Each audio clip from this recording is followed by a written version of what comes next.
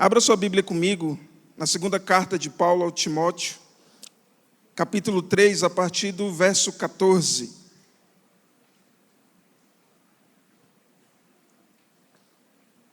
Diz assim a palavra de Deus: quanto a você, porém, permaneça nas coisas que aprendeu e das quais tem convicção, pois você sabe de quem o aprendeu. Porque desde criança você conhece as sagradas letras, que são capazes de torná-lo sábio para a salvação mediante a fé em Cristo Jesus.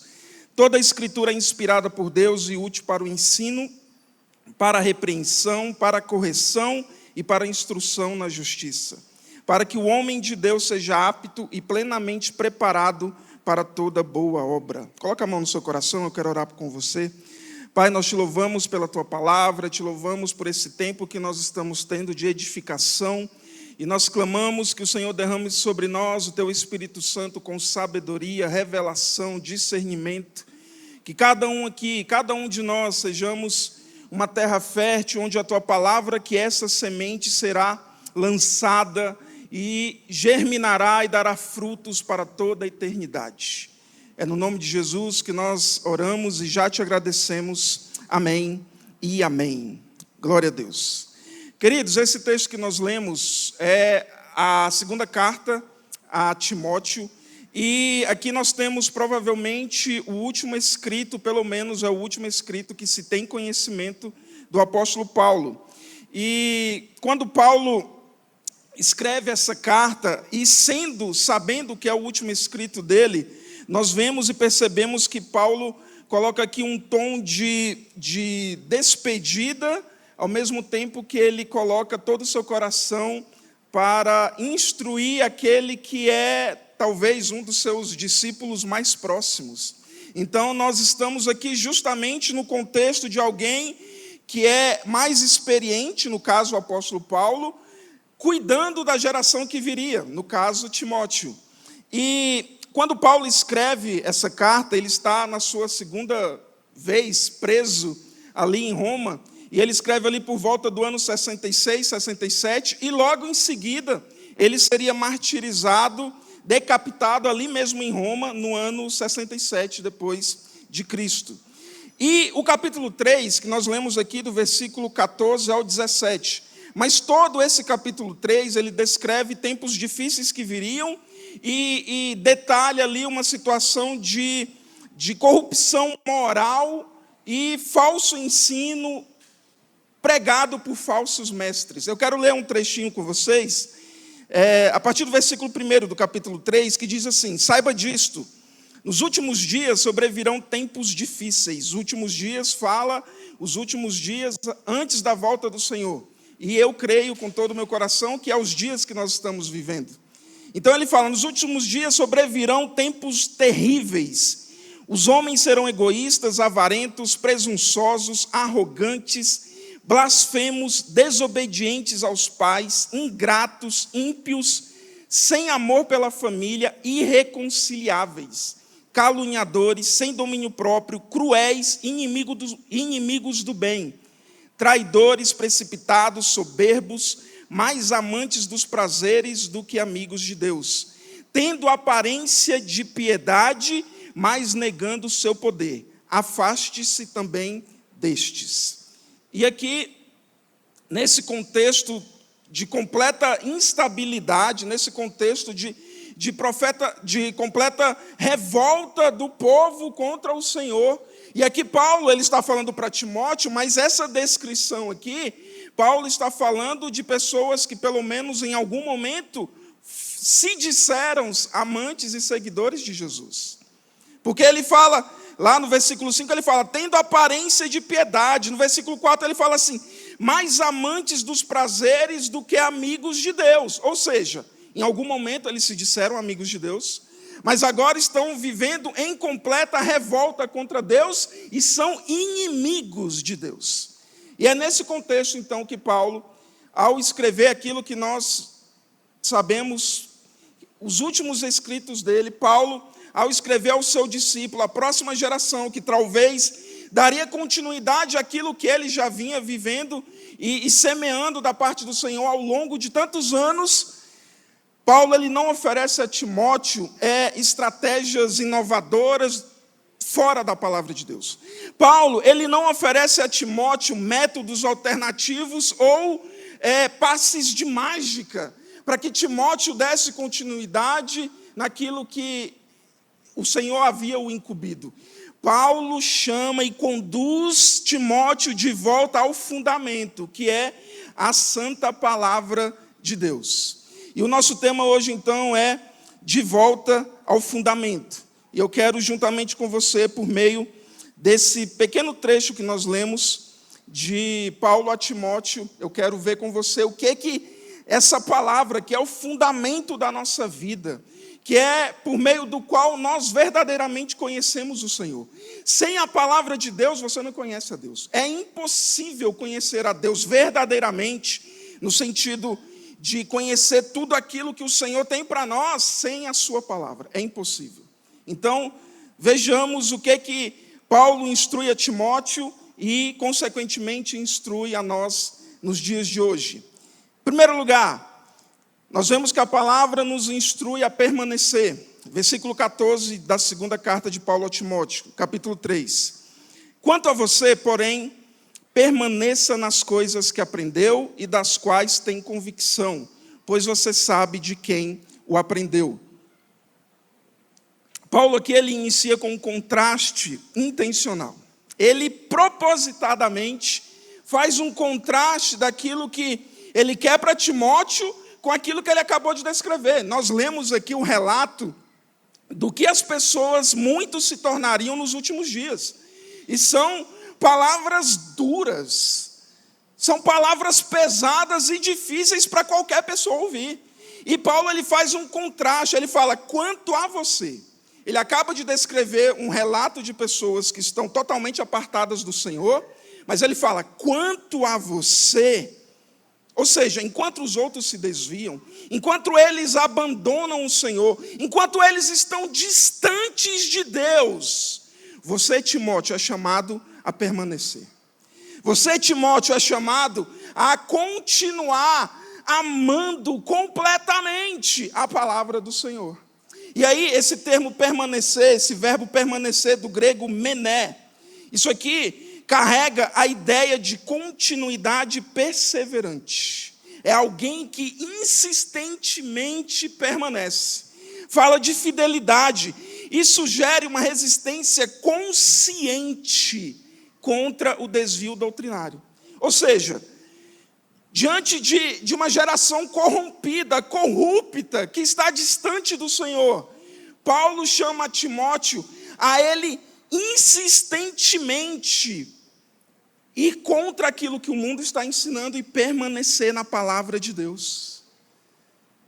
Não é algo casual, não é algo que acontece ao acaso, não. Paulo fala para Timóteo prevalecer e lutar para prevalecer no caminho do Senhor.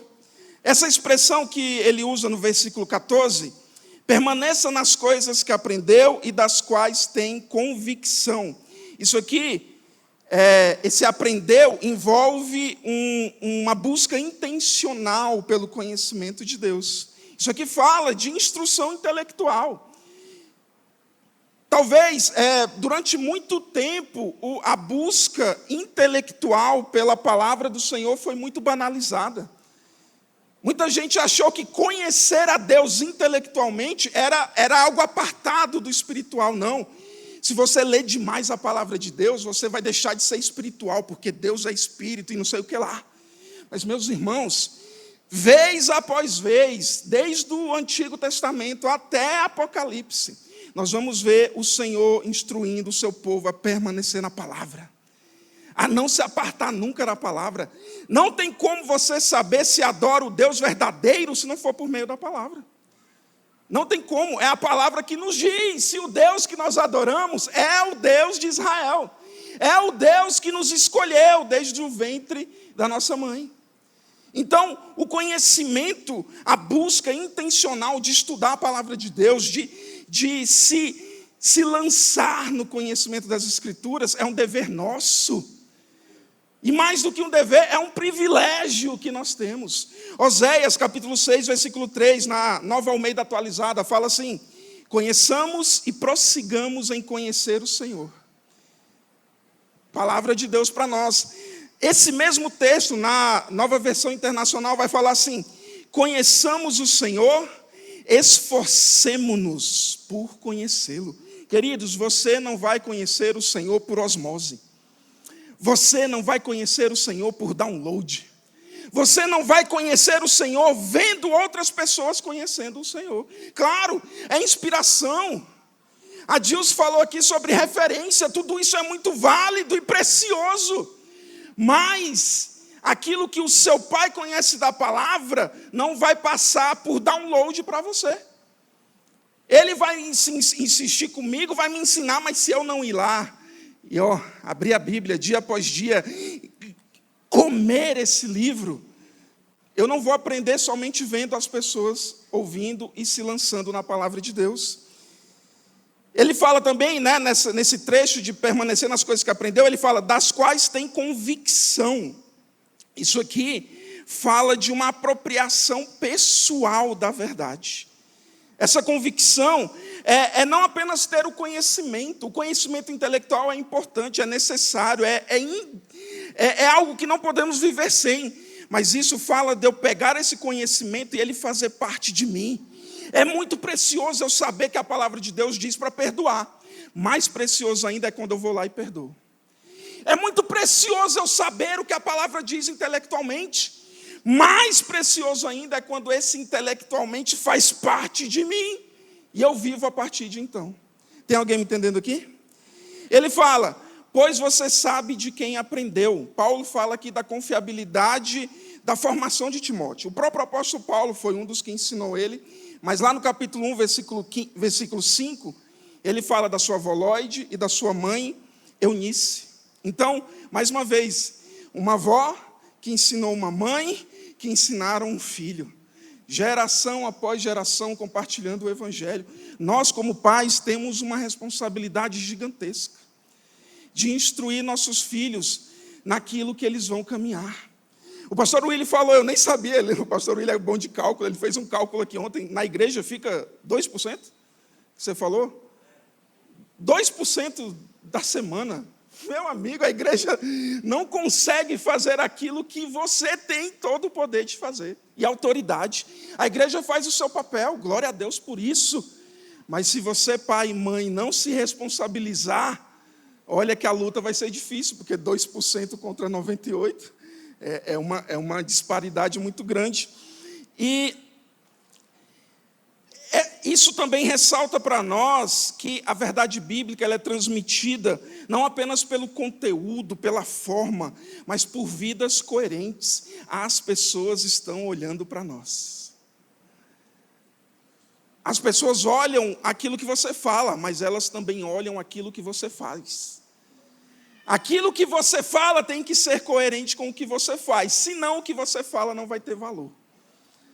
Então sejamos intencionais, e isso remete ao tema da nossa conferência, uma geração imparável, já foi dito aqui várias vezes, eu vou repetir para ficar na sua mente, Salmos 145:4, uma geração contará a outra a grandiosidade dos teus feitos, eles anunciarão os teus atos poderosos.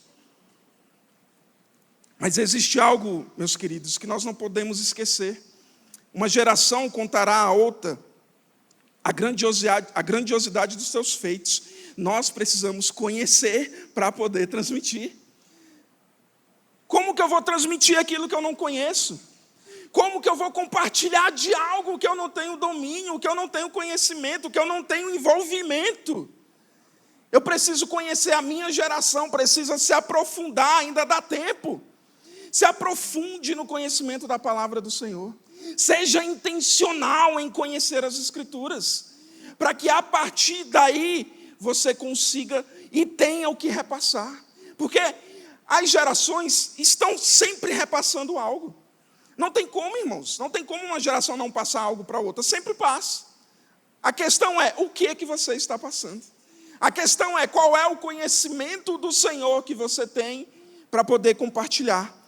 O John Stott, ele falava o seguinte, A verdadeira ortodoxia é o ensino correto da palavra, não consiste apenas em crer corretamente, mas em permanecer fiel à verdade recebida, mesmo quando ela deixa de ser popular.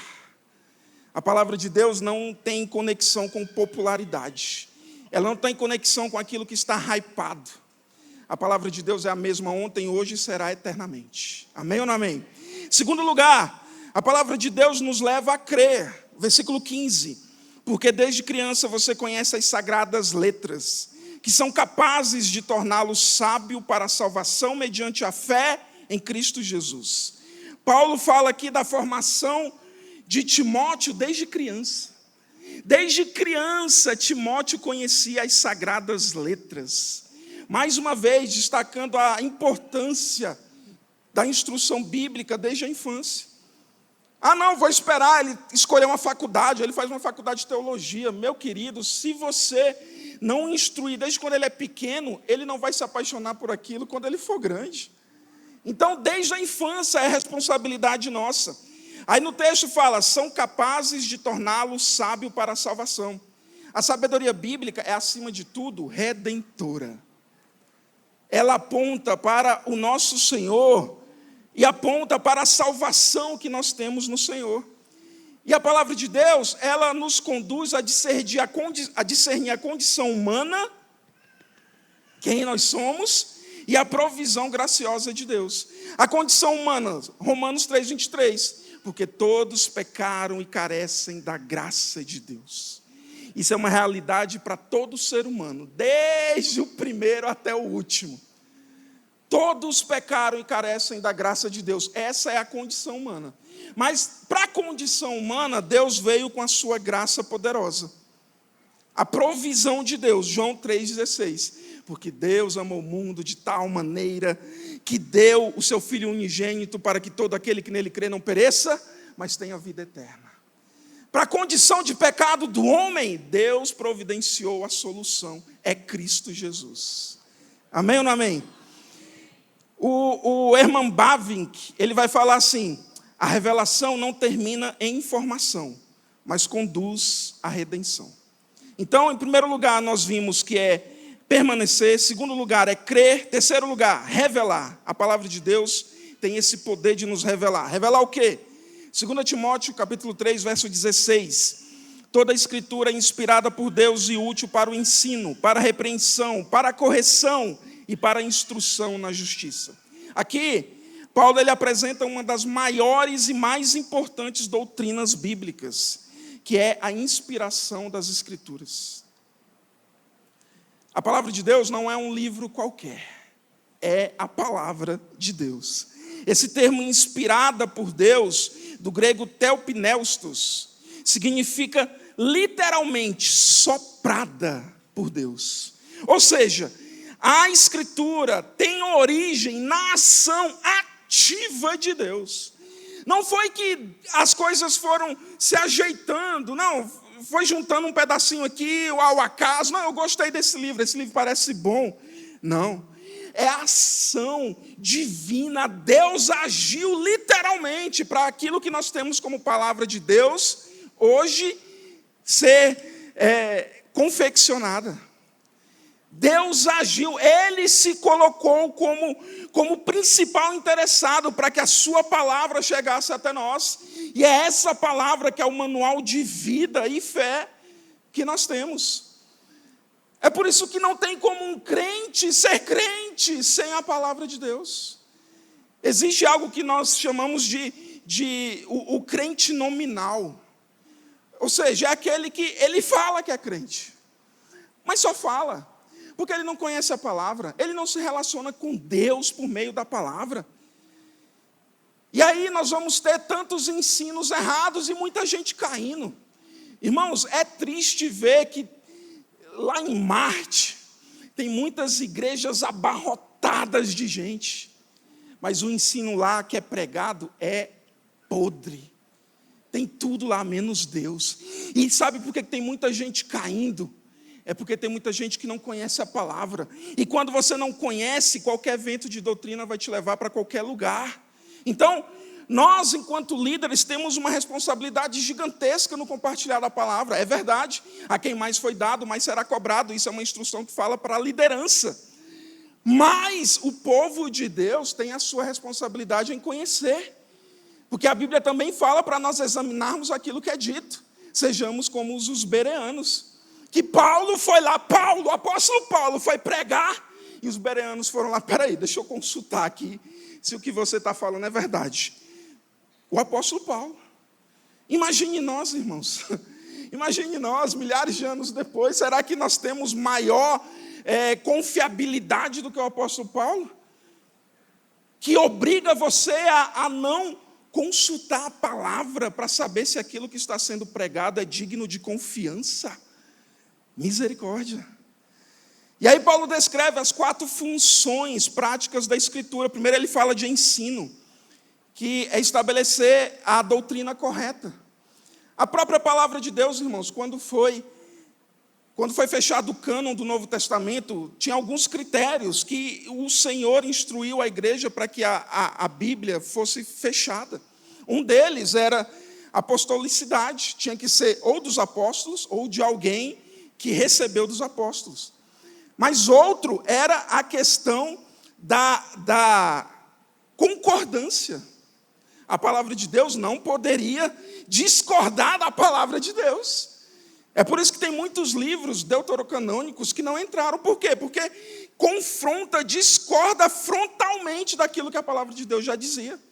Então, o ensino, a doutrina correta é importante. Paulo também fala que a palavra serve para repreender, ou seja, confrontar o erro e o pecado. Precisamos confrontar e sermos confrontados. Fala também sobre correção. Após o confronto, tem a restauração. Trazer de volta para o caminho correto. E fala sobre instrução na justiça.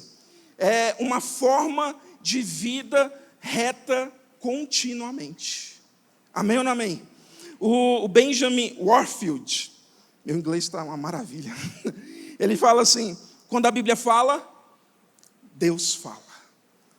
Amém ou não amém? E para encerrar, ponto 4, a palavra de Deus tem o poder de nos preparar. Versículo 17. Para que o homem de Deus seja apto e plenamente preparado para toda boa obra. O propósito da Escritura é a instrução e formação do povo de Deus. A palavra de Deus veio para que nós conheçamos a Ele, isso faz parte da nossa formação, mas também para nos instruir a servi-lo. Porque nós somos escravos do Senhor. Ele é nosso Quírios, como a pastora Nicole falou. Ele é nosso Quírios. Se Ele é nosso Quírios, Ele é nosso dono. Se Ele é nosso dono, já não sou eu quem vive, mas é Cristo quem vive em mim. Amém ou não amém? Então, nós somos o que a palavra diz sobre nós. Por isso que ela tem esse poder de nos preparar. A expressão homem de Deus ecoa ao Antigo Testamento, que aponta para aqueles que pertencem ao Senhor e são chamados para servi-lo. Quem é que pertence ao Senhor e é chamado para servi-lo? Todo mundo que entregou a sua vida para Ele. E a Escritura torna esse servo apto, né? Essa expressão apta, que é competente.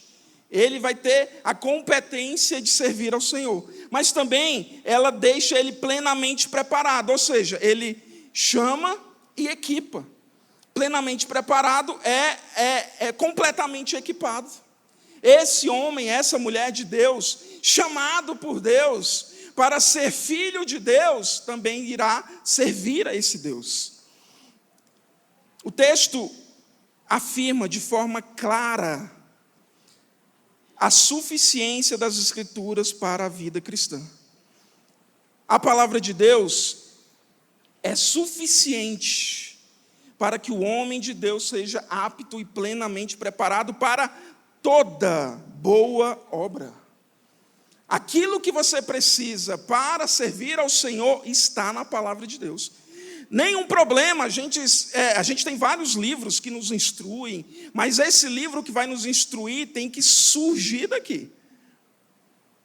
Esse livro tem que dizer o que está aqui. Se o livro está dizendo coisa nova que não está aqui, levante a sua antena. Há um sinal de alerta aí. As boas obras, porque fala, preparado para toda boa obra. Essa boa obra, obviamente, não é a base da nossa salvação, mas certamente é fruto da vida de alguém que foi salvo. Obra não salva ninguém, mas todo salvo pratica boa obra. Se você está aqui no nosso meio, servindo ao Senhor, amando ao Senhor, dizendo que entregou a sua vida para Ele, mas você não se envolve no que Ele está fazendo, sem temor nenhum e sem medo nenhum, eu digo para você, reveja se você é um salvo. Se você é salvo, você serve. Amém ou não amém? Para finalizar, o Martin Lloyd Jones, ele fala, o propósito da verdade bíblica é produzir homens e mulheres capazes de viver para a glória de Deus. Tudo finaliza na glória de Deus. Sempre. Tudo finaliza na glória de Deus. Se o que nós fazemos não serve para glorificar o nosso Deus, nós estamos fazendo de forma errada e para a pessoa errada. Inclusive, irmãos, deixa eu te falar uma coisa. A gente tem um hábito de falar que nós glorificamos a Deus pelo que Ele já fez. E isso está certo, tudo bem. O Senhor já fez inúmeras coisas por nós, inclusive nos resgatar. Isso é uma verdade.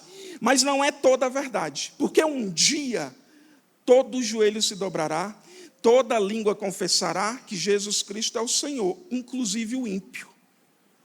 O ímpio um dia vai se curvar diante do Senhor. Infelizmente, ele vai reconhecer quem Deus é e vai para o inferno. Então, todo mundo na face da terra que viveu, que vive, que viverá, um dia glorificará o Senhor.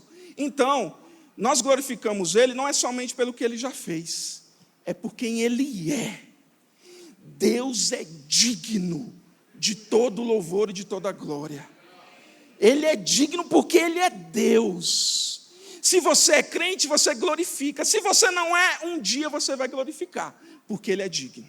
Amém ou não amém?